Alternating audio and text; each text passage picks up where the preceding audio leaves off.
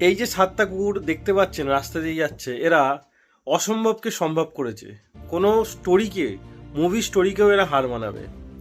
এই 7টি কুকুরকে চুরি করা হয়েছিল 16ই মার্চ।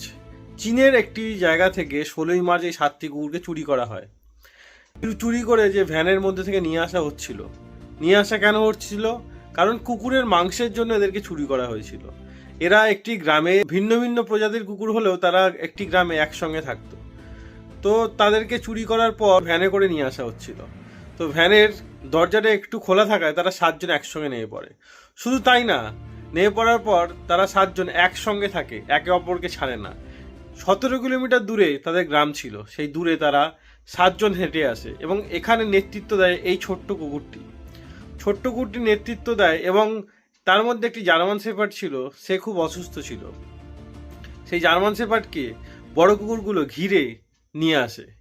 একটি সংস্থা জানিয়েছে এই কুকুরগুলো একদম নিরাপদ আছে এবং নিজেদের বাসস্থানে তারা ফিরে গেছে। তো এরা কোনো সিনেমা স্টোরিকেও হার মানিয়ে দেবে।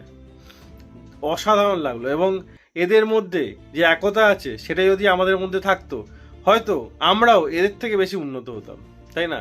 কিন্তু আমাদের মধ্যে হিংসা এতটাই বেশি, তাই হয়তো এদের মতো একতা আমাদের মধ্যে নেই। যদি আমাদের মধ্যে হিংসা না থাকে এবং একে অপরের প্রতি সাহায্য করার মানসিকতা থাকে, তাহলে হয়তো আমরা এদের মতোই যে কোনো অসম্ভবকে সম্ভব করতে পারবো। তো ভিডিওটি ভালো লাগলে অবশ্যই লাইক করে শেয়ার করে দেবেন।